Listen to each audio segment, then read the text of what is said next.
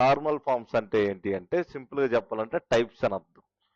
So ఈజీగా చెప్పాలి అంటే టైప్స్ ఆఫ్ నార్మల్ ఫామ్స్ అని ఇస్తే సరిపోద్ది. టైప్స్ ఆఫ్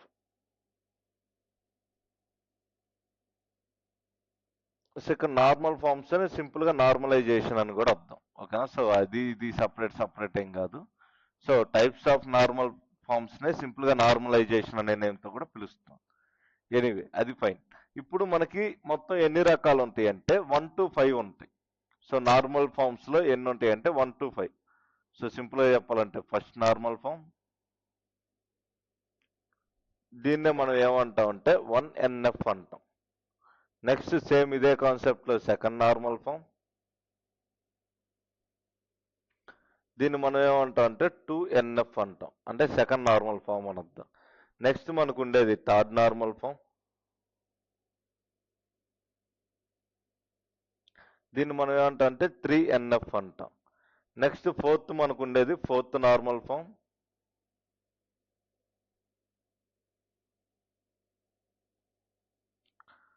ఫోర్ ఎన్ఎఫ్ అంటాం. నెక్స్ట్ లాస్ట్లో మనకు ఉండేది ఏంటిదంటే ఫిఫ్త్ నార్మల్ ఫామ్, దీన్నే మనం ఏమంటాం అంటే సింపుల్గా 5NF అంటాం. ఓకేనా? మనకు ఉండే టైప్స్ అన్నీ కలిపి ఇవే. So first normal form, second normal form, third normal form, fourth normal form and along with fifth normal form. So ఈ 5 మాత్రమే మనకు ఉంటాయి నార్మల్ ఫామ్స్లో. ఇప్పుడు మనం మాట్లాడదాం అసలు ఫస్ట్ నార్మల్ ఫామ్ అంటే ఏంటి. సో ఓకే, సింపుల్గా చూపిస్తాను. సో దీన్నే మనం ఏమంటాం అంటే ఫస్ట్ నార్మల్ ఫామ్ అంటాం. సో మీరు ఎప్పుడైనా కూడా నార్మల్ ఫామ్లో టైప్స్ అంటే ఏంటి అంటే రియల్గా టైప్స్ ఉన్నాయని కాదు, మనం డేటాని స్టోర్ చేసేటప్పుడు కొన్ని రూల్స్ అనేవి ఫాలో అవుతాం. ఆ రూల్స్ని బేస్ చేసుకుని మనం ఇక్కడ టైప్స్ అనే నేమ్ తోటి పిలుస్తున్నాం. సో ఇక్కడ ఫస్ట్ నార్మల్ ఫామ్ అంటే ఏంటి అంటే every column must contain atomic single value అంటాం, లేదంటే అటామిక్ వాల్యూ అంటాం. సో సింపుల్గా డెఫినేషన్ రాస్తాను. Every column must contain atomic, లేదంటే సింపుల్గా సింగిల్ వాల్యూ అని అర్థం. ఓకేనా? సో ప్రతి ఒక్క కాలంలో కేవలం సింగిల్ వాల్యూవే ఉండాలి. No multiple values in one cell. అంటే మీనింగ్ ఏంటి అంటే సింపుల్గా no multiple values in one cell. Okay, ఇప్పుడు మీకు డౌట్ రావచ్చు అసలు మల్టిపుల్ వాల్యూస్ వన్ సెల్లో ఎప్పుడు ఉంటాయి, నేను ఎప్పుడు చూడలేదు రియల్ టైంలో అని మీరు అంటే. సో ఇప్పుడు ఒక టేబుల్ ఉంది. సో ఆ టేబుల్ ఎలా ఉంది అంటే ఇక్కడ స్టూడెంట్ ఐడి ఉంది, దాని తర్వాత స్టూడెంట్ యొక్క సబ్జెక్ట్స్ ఉన్నాయి. సో స్టూడెంట్ ఐడి వచ్చేసి 101, 102, స్టూడెంట్ సబ్జెక్ట్ వచ్చేసి ఇతను ఎక్సెల్ పవర్ బిఐ, ఇతను వచ్చేసి ఎక్సెల్ ఎస్క్యూఎల్. సో ఇక్కడ మీరు అబ్జర్వ్ చేస్తే 101 ఎక్సెల్ పవర్ బిఐ ఉంది, 102 ఎక్సెల్ ఎస్క్యూఎల్ ఉంది. ఇది మనకుండే కాన్సెప్ట్. సో ఇక్కడ మీరు చూడొచ్చు student ID along with subject. Okay, ఇక్కడ మీరు చూడొచ్చు వాళ్ళ ఐడి నెంబర్, వాళ్ళ సబ్జెక్ట్ నేమ్స్ అనేవి ఉన్నాయి. బట్ మనకి వన్ నార్మలైజేషన్ ఫామ్ లో ఒక రూల్ ఉంది. అదేంటి అంటే every column must contain atomic single value, అంటే atomic value or single value. అంటే 101 కాడ ఎక్సెల్ మాత్రమే ఉండాలి, 101 అన్మిన్ అంటే ఈ సబ్జెక్ట్స్ కాలంలో అయితే ఎక్సెల్ ఉండాలి లేదా పవర్ బిఐ ఉండాలి. ఇలాంటి సినారియోస్ లో మనం ఏం చేస్తాం అంటే ఇది బిఫోర్ సింగిల్ నార్మలైజేషన్ అనుకుంటే, ఇప్పుడు ఆఫ్టర్ చూద్దాం. ఆఫ్టర్ అంటే దీన్ని ఎలా మారుస్తాము. సేమ్ స్టూడెంట్ ఐడి ఉంటుంది, సబ్జెక్ట్ అనేది కామన్. ఇప్పుడు 101 ఎక్సెల్ అయిపోయింది, మళ్ళీ 101 పవర్ బిఐ. సో ఇప్పుడు 101 అనే పర్సన్ నేమ్ 2 టైమ్స్ వచ్చింది, ఒకసారి ఫర్ ఎక్సెల్, ఒకసారి for power BI. Next same ఇదే థింగ్ 102 ఫర్ ఎక్సెల్, అలాగే 102 ఫర్ ఎస్క్యూఎల్. సో ఇప్పుడు మీరు చూడొచ్చు ఈ రెండు అంటే ఏంటి, ఇప్పుడు సింగిల్ వాల్యూతోనే కాలం ఉంది. దీన్నే మనం ఏమంటాం అంటే ఫస్ట్ నార్మలైజేషన్ అంటాం. ఓకే, సో ఇక్కడ మనకి ఏదైనా క్యారెక్టరిస్టిక్స్ అంటే ఫర్ ఎగ్జాంపుల్ ప్రతి ఒక్క నార్మలైజేషన్ కి క్యారెక్టరిస్టిక్స్ అనేవి ఉంటాయి. సో ఇక్కడ మనకుండే క్యారెక్టరిస్టిక్స్ ఏంటి అంటే యూనిక్ రోస్ అంటాం. సో ఆ రోస్ అన్ని కూడా కొంచెం యూనిక్ గా ఉంటాయి అని అర్థం. యూనిక్ కాలమ్స్ అనట్లేదు, ఎందుకంటే కాలమ్స్ రిపిటేటివ్గా ఉంటాయి. యూనిక్ రోస్ అని అర్థం. దాంతోపాటు సింగిల్ వాల్యూ పర్ సెల్, లేదంటే single value per one. So cell అనే పదమే కరెక్ట్గా ఉంటుంది. సో ఒక సెల్కి ఒక వాల్యూవే ఉండాలి అని అర్థం. దాంతోపాటు నో రిపిటేటింగ్ గ్రూప్స్. నో రిపిటేటింగ్ గ్రూప్స్ అంటే మీనింగ్ ఏంటి అంటే సేమ్ 101కి ఎక్సెల్ పవర్ బిఐ వచ్చింది కదా, మళ్ళీ కింద ఇంకా 101 అని పెట్టి ఎక్సెల్ పవర్ బిఐ ఇలా గ్రూప్లా రాయం. దేనికి అది సింగిల్గా రాస్తాం. అందుకనే మనం ఏమంటాం అంటే దీన్ని నాన్ రిపిటేటింగ్ గ్రూప్స్ అంటాం. ఇది మనకి ఫస్ట్ నార్మలైజేషన్. ఒకవేళ మీ దగ్గర టేబుల్ కనుక ఇలా ఉంటే దాన్ని మనం ఈ విధంగా రాయటాన్ని ఫస్ట్ నార్మలైజేషన్ అంటాం, లేదంటే ఫస్ట్ నార్మల్ ఫామ్ అంటాం. ఇప్పుడు సెకండ్ వన్ ఉంటుంది, సెకండ్ నార్మల్ ఫామ్ అంటాం దీన్ని.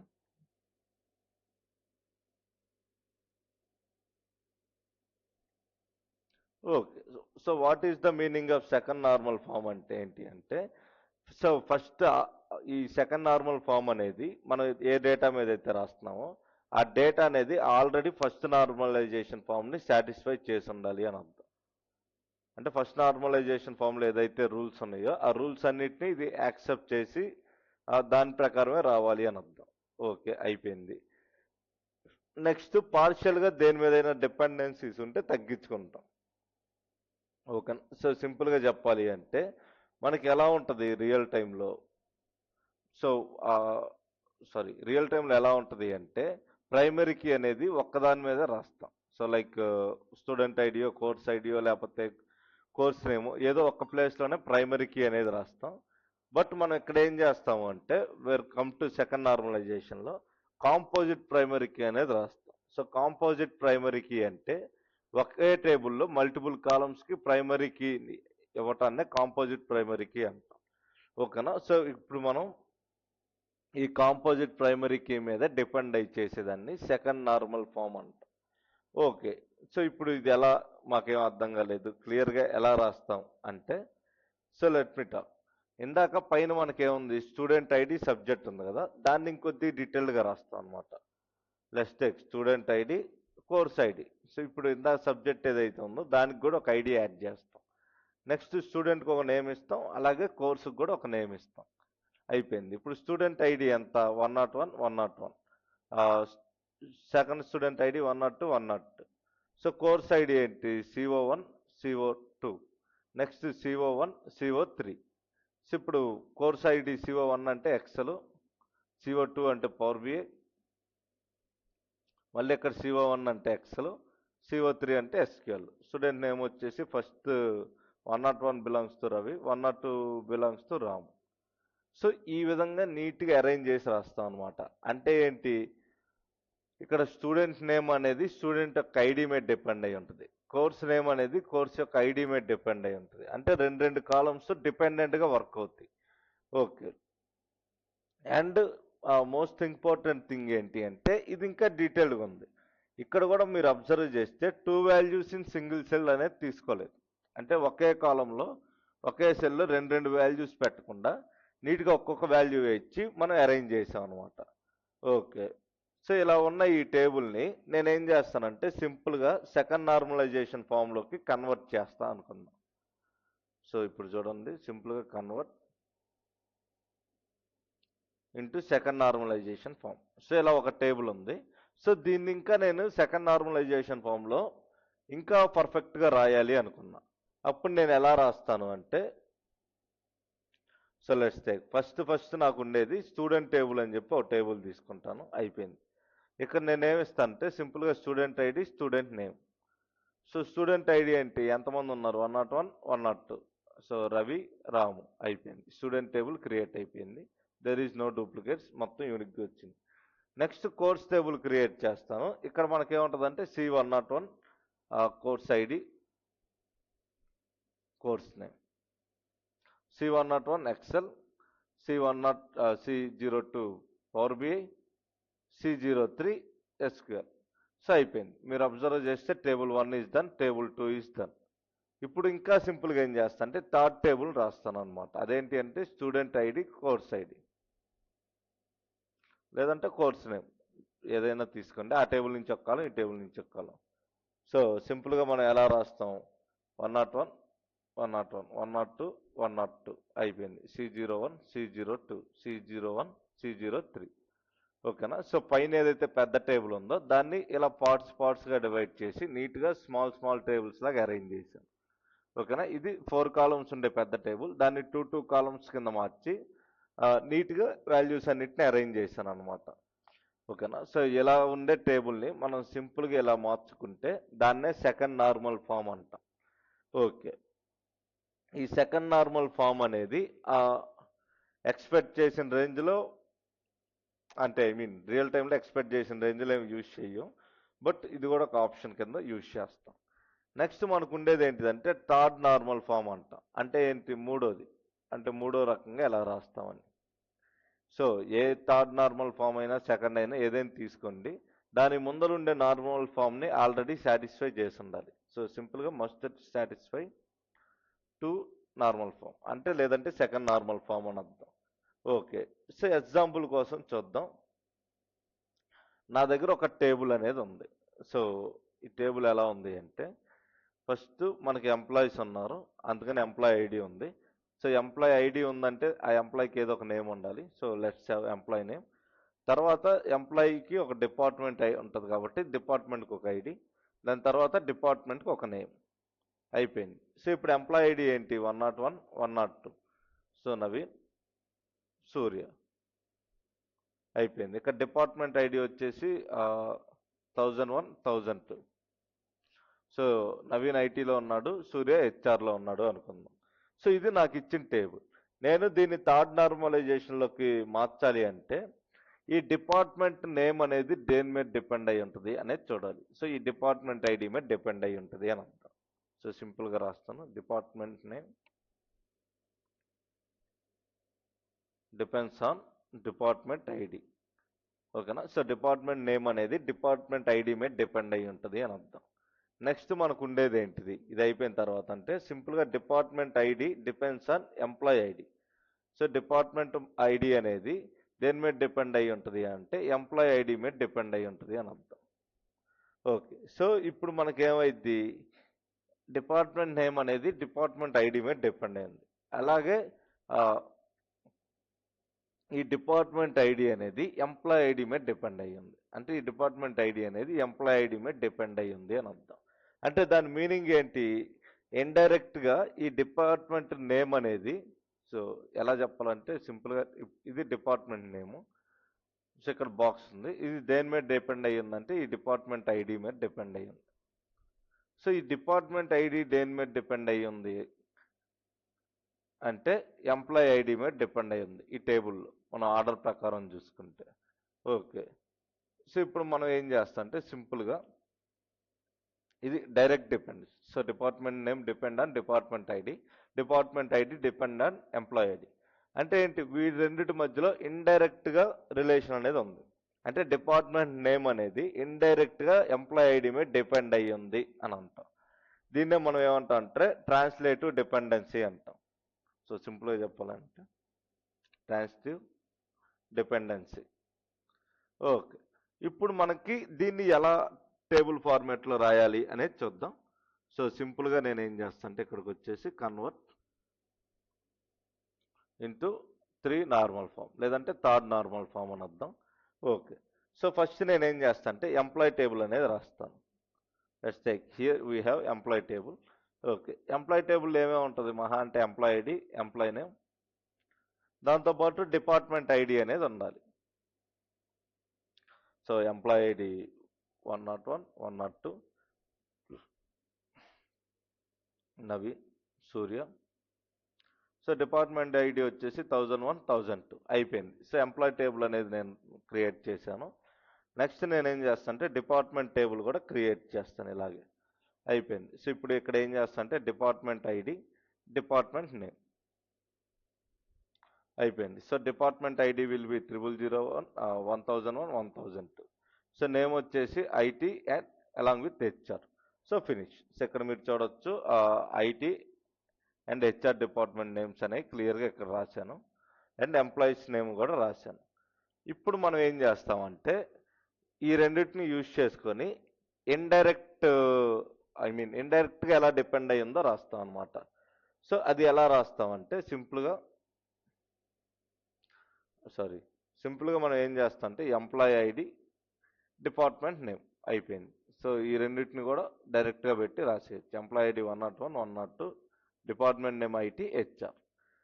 ఓకే. సో ఈ విధంగా రాసుకోవటాన్ని మనం ఏమంటాం అంటే థర్డ్ నార్మలైజేషన్ ఫామ్ అంటాం, లేదా థర్డ్ నార్మల్ ఫామ్ అంటాం.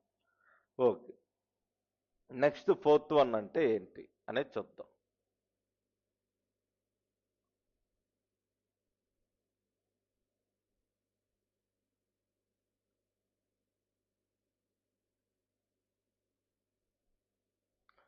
ఓకే. ఇక్కడ ఏముంటది అంటే సింపుల్గా ఎగ్జాంపుల్ కోసం మనం ఒక టేబుల్ తీసుకున్నాం అనుకుందాం. ఓకే. సో ఈ టేబుల్ ఎలా ఉంది అంటే తర్వాత ముందు టేబుల్ చూద్దాం, తర్వాత దీని డెఫినేషన్ చూద్దాం.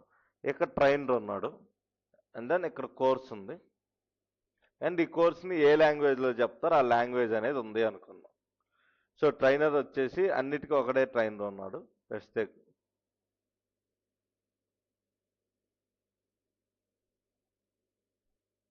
అయిపోయింది. నెక్స్ట్ ఇక్కడ మనకి ఏముందంటే ఎస్క్యూఎల్, దాని తర్వాత పైథాన్, దాని తర్వాత పైథాన్ అయిపోయింది. సో లాంగ్వేజెస్ వచ్చేసి ఇది ఇంగ్లీష్లో ఉంది, నెక్స్ట్ ఇది హిందీలో ఉంది, ఇంగ్లీష్లో ఉంది, హిందీలో ఉంది. ఓకేనా? సో మనకి నార్మలైజేషన్ ఫామ్లో ఏది ఏ ఎస్క్యూఎల్ అనేది ఇంగ్లీష్ హిందీలో ఉంది, అలాగే పైథాన్ అనేది కూడా ఇంగ్లీష్ అండ్ హిందీ రెండు లాంగ్వేజెస్లో ఎక్స్ప్లెయిన్ చేస్తున్నాం అనుకుందాం. ఓకే. సో ఇప్పుడు ఈ ఫోర్త్ నార్మలైజేషన్ అంటే ఏంటి అంటే దీన్ని మనం సింపుల్గా టీచర్స్ కోర్సు, టీచర్స్ లాంగ్వేజ్ అని చెప్పి రెండు టేబుల్స్లో మారుస్తాం. సో ఫస్ట్ వచ్చేసి teacher course. So teachers course అంటే ఏం లేదు, ఇక్కడ సింపుల్గా ట్రైనర్ నేమ్ కోర్స్ అని ఉంటుంది. Trainer name course. So trainer name ఏంటి, నవీన్ 2 సార్లు వచ్చింది, అయిపోయింది. కోర్స్ వచ్చేసి పైథాన్ ఎస్క్యూఎల్. ఇది ఒక టేబుల్. అంటే ఏంటి, పైన 2 సార్లు రాయకుండా ఇక్కడ సింపుల్గా 2 రోస్ ఉండే ఒక టేబుల్లో ఫిక్స్ చేసాం. నెక్స్ట్ మళ్ళీ మనకి ఏముంటుందంటే టీచర్ లేదా ట్రైనర్ లాంగ్వేజ్ అంటాం. సో ట్రైనర్ లాంగ్వేజ్ అంటే ఏం లేదు, సింపుల్గా ట్రైనర్ నేమ్ దాంతోపాటు లాంగ్వేజ్ అని రాస్తాం. So trainer name 2 times Naveen వచ్చింది. సో ఇంగ్లీష్, హిందీ అయిపోయింది. సో ఇప్పుడు మీరు క్లియర్గా అబ్జర్వ్ చేస్తే మనకి ఇక్కడ ఉండే ఈ లార్జ్ టేబుల్ని 2 చిన్న టేబుల్స్గా మార్చేసాము. గట్టిగా 4 రోస్లో అయిపోయింది 2 కాలమ్స్లో. ఇక్కడ మనకేమో 4 రోస్ 3 కాలమ్స్ వచ్చింది. ఇలా మనం ఏం చేసాం అంటే చాలా సింప్లిఫైగా దీన్ని నార్మలైజేషన్ చేసాం. ఓకే. సో అర్థమైంది కదా. ఇక్కడ జనరల్గా ఏంటి అంటే మల్టీ వాల్యూ డిపెండెన్సీ అంటాం ఈ టేబుల్ని. అంటే ఒకే వాల్యూ మీద డిపెండ్ అయ్యి టేబుల్ క్రియేట్ చేస్తాం. బట్ ఫోర్త్ నార్మలైజేషన్ ఏం చేస్తా అంటే సింపుల్గా రిమూవ్స్ మల్టీ వాల్యూ డిపెండెన్సీ అని అర్థం. అయిపోయింది. Okay, finish. నెక్స్ట్ మనకు ఉండేది ఏంటిదంటే ఫిఫ్త్ నార్మలైజేషన్ అంట. సో ఫిఫ్త్ నార్మలైజేషన్ అనేది యూసేజ్ చాలా తక్కువగా ఉంటుంది, అంటే రేర్గానే యూజ్ చేస్తాం. దాని గురించి చూద్దాం. సో దీనికి ఎగ్జాంపుల్ కూడా అవసరం లేదు, జస్ట్ డెఫినేషన్ గుర్తుపెట్టుకోండి సరిపోద్ది. జస్ట్